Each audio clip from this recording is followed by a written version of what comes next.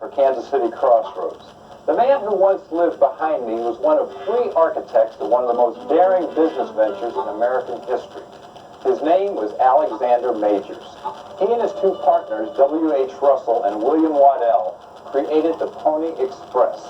It was a dangerous and very unprofitable business proposition, and they knew that going in.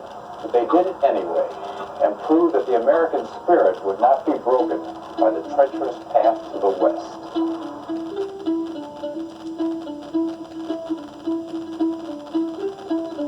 Through 1859, settlers were inching their way toward California with their hopes and dreams packed on the backs of mules and ox teams and in stagecoaches. Once they reached California, everything accelerated with the gold rush. And with that acceleration came a need for faster communication east to west. And Russell, Majors, and Waddell, the founders of the Pony Express, realized this need, and they want to take advantage of that. They meet with the senator from California, and their real hope is to get a federal contract to carry the mail for $1 million. But first, the 3 businessmen had to prove that it could be done.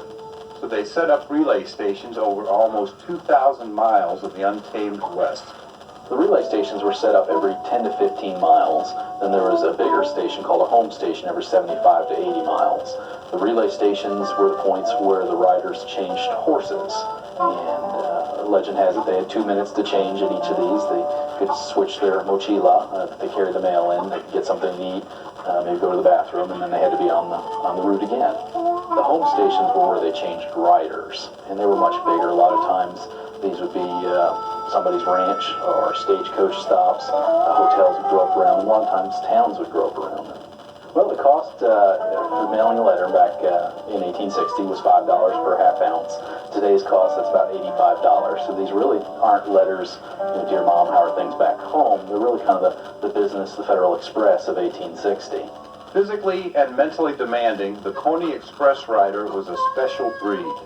Legend has it that they were young, wiry, skinny fellows, orphans preferred because of the dangerous work. The reality is there were a lot of young riders, but there were just as many that were in their 20s and 30s as well. Raise your right hand. They were very religious folks, and they made the riders swear an oath. They gave all of them a Bible, and they made them swear an oath. Basically, they would not drink, swear, or fight while they were in the employ of Russell, Majors, and Waddell. The Pony Express rides longer in our memories than it did across the western terrain, only lasting between 18 and 19 months. Russell, Majors, and Waddell never got that $1 million government contract, and eventually the telegraph and the Transcontinental Railroad made the Pony Express obsolete. But the legends it created remain in full gallop. For Kansas City Crossroads, I'm Bill Kalahurka.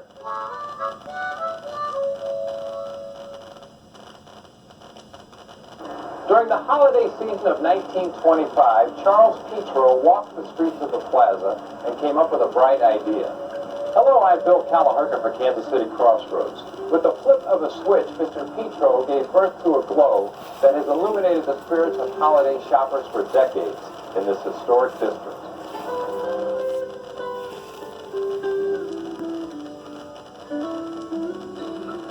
Well, the first Christmas lights was a 16-bulb stringer over a doorway in a building that we called Mill Creek.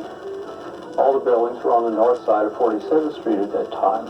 In the years that followed, Mr. Petro added more lights, some bells and candles, and watched a bright idea grow into a spectacular holiday tradition. Mr. Petro also added a crew to install the lights. The way those old boys did it, they must have been made out of iron. It was all done with wooden ladders. Climb up that ladder, button on 2 nails or whatever a man can reach off the ladder. That's, maybe 5 or 6 feet, left to right, tops.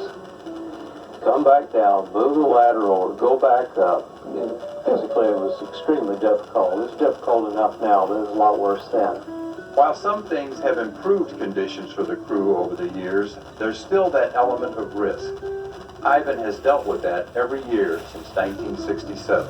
At the end of the first season of that, I thought, I'll never do these lights again. I thought it was kind of harrowing. Dream about falling off of things at night, and wake up just before you hit the pavement. So anyway, that was kind of bad on me. I don't like heights all that well. I respect them a lot. When all the towers and balconies and parapet walls are trimmed with 75 miles of wire and 200,000 bulbs, it's time to run a test in the pre-dawn hours while the city sleeps. We have it wired together where it's all one unit, so the ceremony switch does function. We're on site, so in the event of a malfunction, we can get it up and going. But the chances of a mechanical failure are extremely small, but there is the chance. That chance keeps the anxiety high in the moments before the big ceremony Thanksgiving Day. With 250,000 people watching, the countdown begins. 5, 4, 3, 2, 1. In an instant, the plaza glows with lights and smiles throughout the holiday season. You know, that's part of the rewards of doing the task.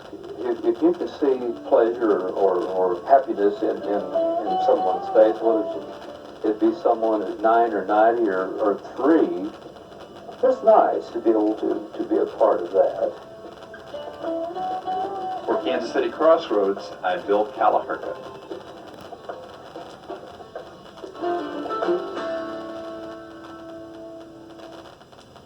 Hello, I'm Bill Kalahurka for Kansas City Crossroads. Today we know this place is the crossroads between 435 and State Line. In 1843, State Line marked the edge of the United States. As hundreds of pioneers in covered wagons passed into the Kansas Territory on their way to California, Oregon, or Santa Fe, one of their last stops was here at Watts Mill.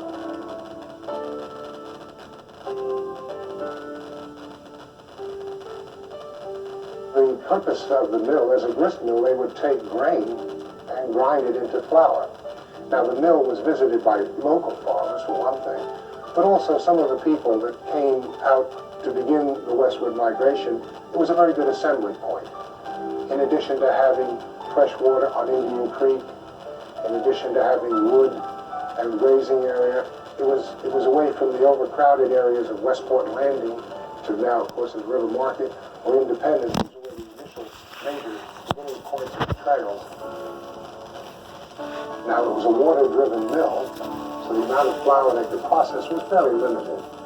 They would maybe 4 to 5 bushels an hour. And if you had 100 wagons, all of these families, many of them wanting their grain processed, it would take quite a few days, if not a few weeks. The Watts family purchased the mill in 1852, and it wasn't long before the talents of Stubbins Watts were as legendary as his long white beard. Quite often, after Stubbins started playing fiddle, they danced all night, and if the party were a good party, Stubbins would say that they danced the following day, too, before they took off. So I think it was a great place psychologically for the pioneers to get started. So with the conclusion of the Civil War, the economics in this area changed fairly dramatically. And while Kansas City had become a center of milling, that particular site, because of the size of the mill, it couldn't compete with larger mills. It was really a fairly small operation, and it really fell into somewhat disrepair, and of course was never a significant site of milling after that period. By 1939, operations at the mill ceased for good. The mill continued to deteriorate and was finally demolished in 1949. When you go there, you read the history, and you look about you and try to ignore the shopping center and ignore the car dealer, but look at the river, and think of those people assembled there, and think of what lay in wait for them. The river hasn't changed much, the falls are still there. It's not hard to get caught up in what occurred there. Such a significant part of our history in May of 1843. We're very lucky to have Watts Mill here.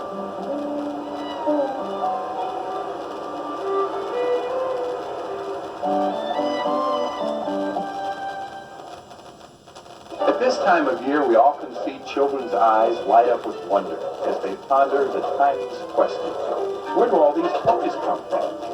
When we grow older, of course, we find out the truth. Santa didn't make them all. Santa's elves did. Hello, I'm Bill Kalahurka for Kansas City Crossroads. Many of the treasures those elves have made through the years have found their way to Kansas City, here at the Toy and Miniature Museum. When the early settlers came to America, they packed some toys. And soon they were making their own, sitting down with a knife and carving out a whistle or sewing garments for nuthead dolls. By 1840, many towns in America had a toy store. Very first toys were figures of dolls or in the shape of a doll, but marbles were found way back in the Egyptian tombs. And even today, you still can pick up ones made out of stone that the slaves made for their children. I have a particular fondness for things that parents made for their children. They didn't necessarily weren't gifted or skillful, but they always showed lots of love. Wise parents soon discovered play was children's work, and they appreciated that play could be very instructional. I think the most fun of all are the toy houses because they reflect reality, but they leave lots of room for imagination. And then you get to furnish them, and then you get to put the people in. On and on. You can play by the hour in a dollhouse. Up until now, boys really didn't have doll houses, nor did they have dolls. Now they do have dolls today, but they're called action figures. And their dolls' houses are castles. So again, you get the aggressive mode or protective mode of the male child. Those continuing the tradition of Santa's elves still are carving out toys the old-fashioned way. There's no other feeling like it. When you can give somebody something that you've made that you know that they'll share. You're not only just thinking of the toys that you're making or what could I make for the children, but you're thinking of the children themselves and how good it will do them. Toys are for boys and girls. And when you got toys, you play. And when you play, you're happy. And that's what it's all about. I like making toys to make people happy.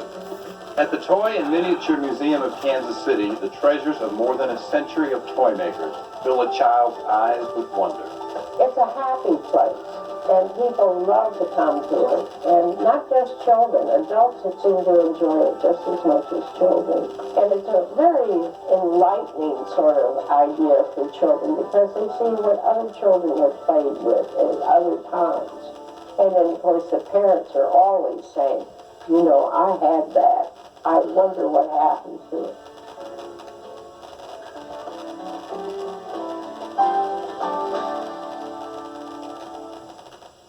Hello, I'm Bill Kalahurka for Kansas City Crossroads.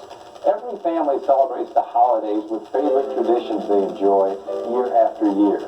Usually one of those traditions is a visit to Santa. But from 1935 to 1970, children in Kansas City enjoyed a holiday tradition no other city had, a visit to the fairy princess.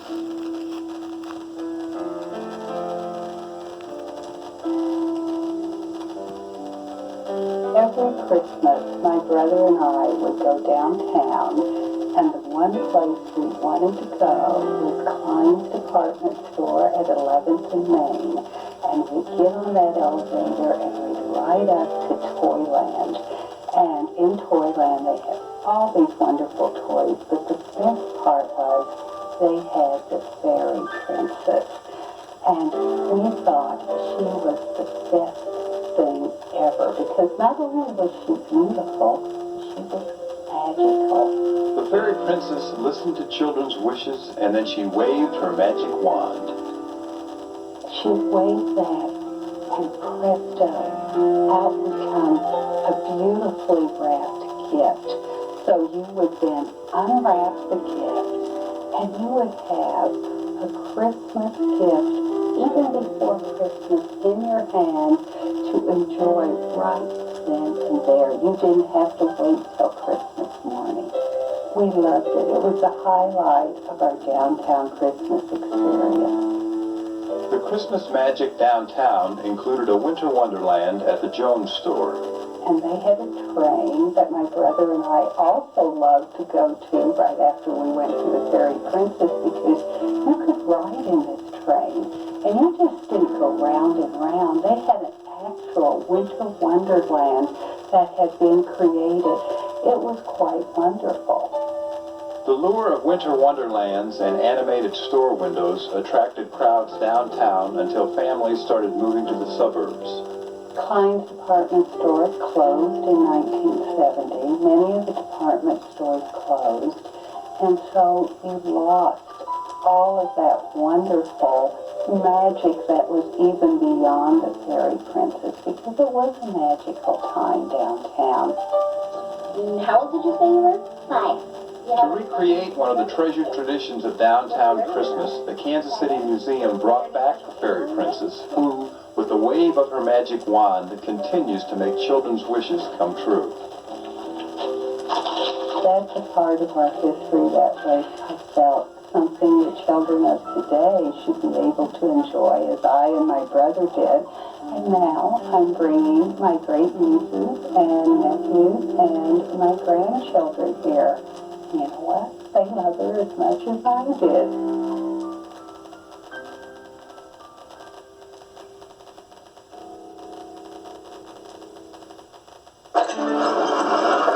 We often take for granted the convenience of having ice at our fingertips.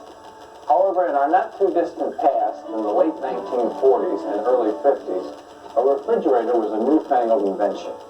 Before that is a memory frozen in time. Hello, I'm Bill Kalahurka for Kansas City Crossroads. Today, the age of the icebox in Kansas City. A day when the cold was brought to your door, not by the weatherman, but by the Iceman. I can remember the Iceman dressed in regular working clothes, but he also had an apron in front and an apron in back that hung from his shoulders. It was leather, so that he wouldn't get soaked with the melting ice. And he would drip water all over the stairway and in the kitchen. And many women who were very, very particular would lay down newspapers on the floor. Ice was a hot commodity in the early 1900s in Kansas City. Well, at one time, the ice business was the third-ranking business in the United States. Kansas City Ice Company had 21 plants. At one time, there was probably over 40 plants here in Kansas City. This plant right here produced over 250 ton a day, year-round. Railroads were a big user for their refrigerated cars. Restaurants, too. And then there was the home delivery. The Iceman came maybe every other day or so, and for him to know how much ice to bring, we left a card in the window. And it said either 10, 25, 50, or 100. The number that was up, that was the number that he had to bring up to third floor. And the ice would go in the ice box. The City Ice Company boasted the largest and oldest fleet of Chevrolet delivery trucks in the world. It was hard not to spot one traveling the streets of Kansas City. Ice was a very solid business. At one time, this place had 6 full-time telephone operators. On the north side of the building was the storage building that held approximately 30,300-pound cakes. It held 1,500 cakes to a tier, 20 tiers high. They had a single cake elevator in there that took the ice up and down. But as time passed, the ice business began to slide with the advent of the refrigerator. And much to the dismay of the Iceman, Kansas Cityans warmed up to the idea fairly quickly, leaving behind the notion of how precious ice had been. I can remember picnics we had, 4th of July picnics we'd have on the church lawn, and we would have about a 40-gallon stoneware jar, and they would get a hunk of ice, maybe weighed 10 pounds, and put in there and have iced tea in it, to serve. And we thought it was such a treat, to have real iced tea.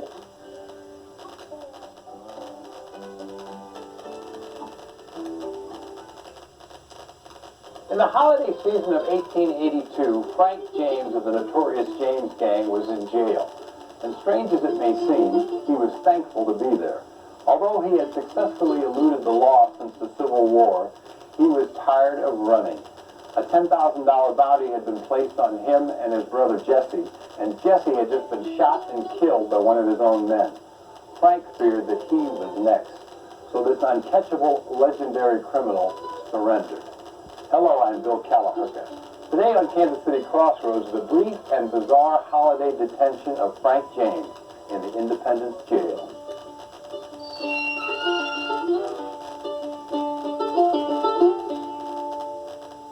By the time Frank James surrendered in October 1882, he had become somewhat of a folk hero.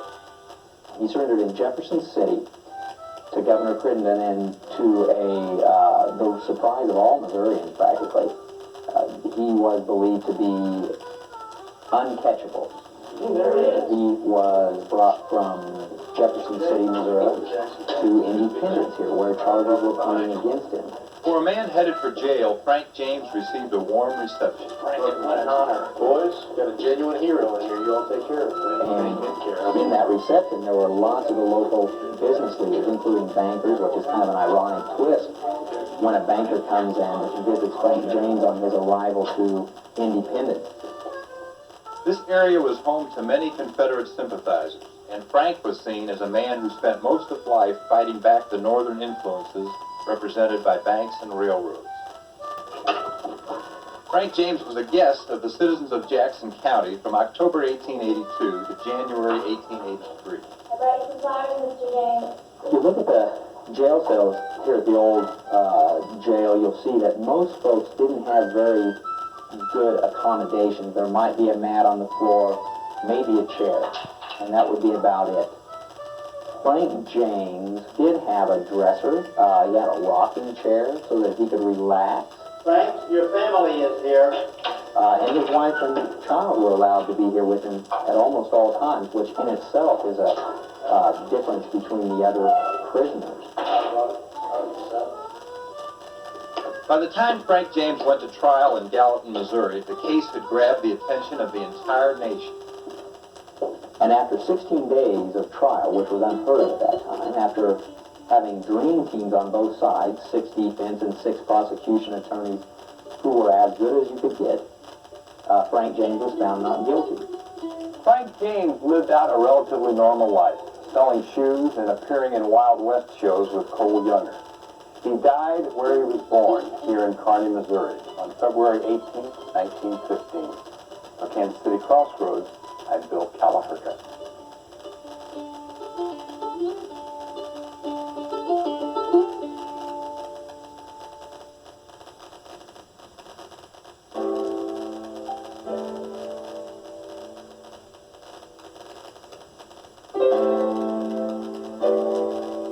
Long ago, on the night of the very first Christmas, all of creation welcomed the Christ child with special gifts.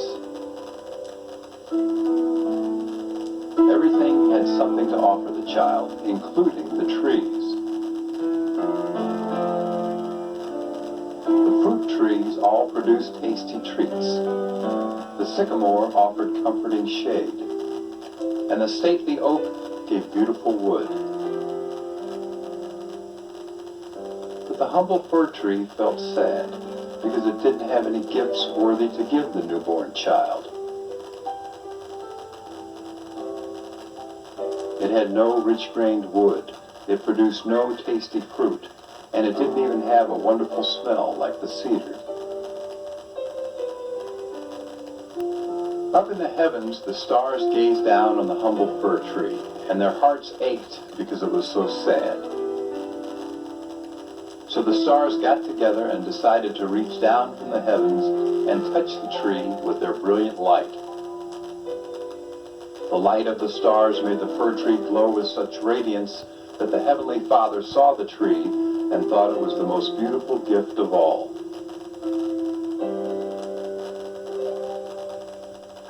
So he blessed the tree with a special gift of its own. Each fall, when all the other trees lost their leaves, the fir tree remained forever green. And each holiday season, we decorate our trees with lights as a reminder of the gift from the stars to the humble fir tree on the night Christ was born.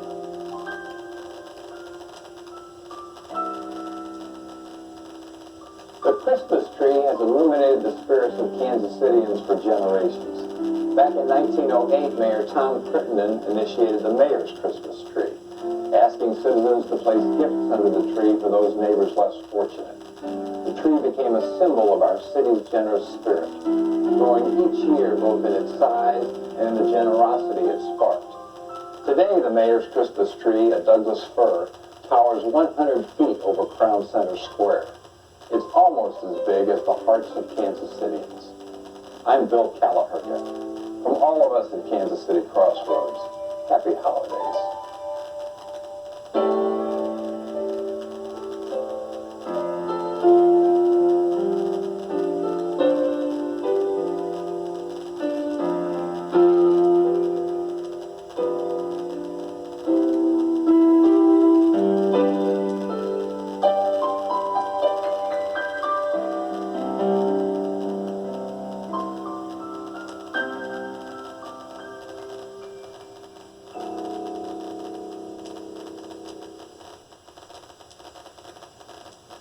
When this theater first opened in 1900, the audience arrived by horse-drawn carriage, perhaps to watch vaudeville star Fanny Brice. Hello, I'm Bill Kalahurka for Kansas City Crossroads. Through the years, the Folly stage has hosted such legendary performers as the Marx Brothers and Gypsy Rose Lee. It has seen its share of vaudeville and burlesque, and in the 1970s, it nearly became a parking lot.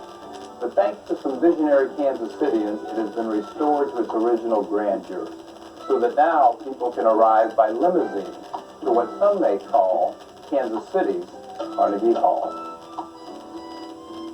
It's seen a colorful history over the years. I've often said that there's not another stage anywhere in the world that has a broader range of entertainment than the Folly.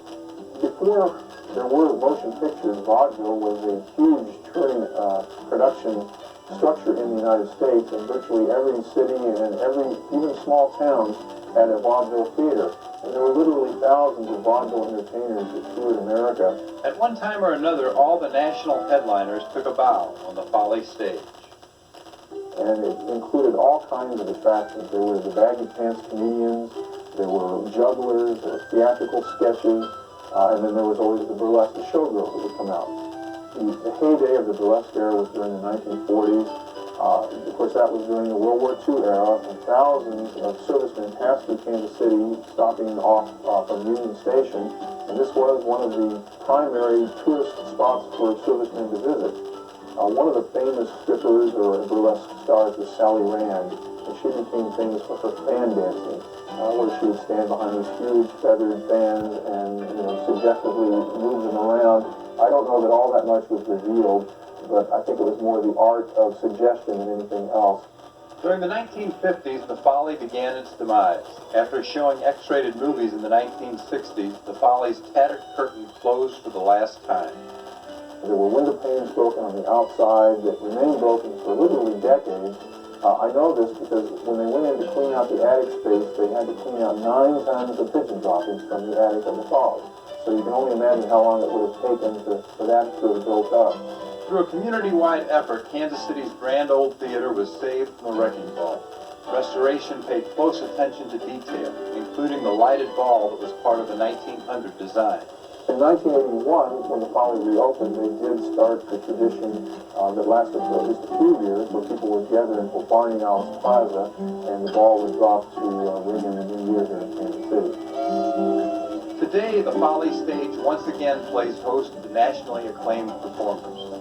The world-renowned acoustics are of world-class variety, and the very same performers that appear at Carnegie Hall also appear on the stage at the Folly Theater. So it's really not a stretch to refer to it as Kansas City's Carnegie Hall.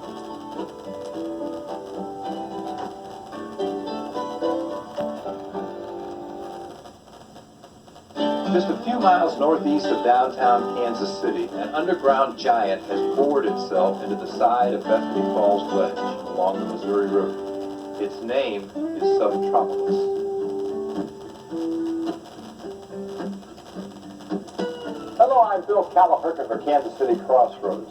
For more than 50 years, Kansas Cityans have picked away at this hard limestone and carved out the world's, that's right, the world's largest underground industrial park.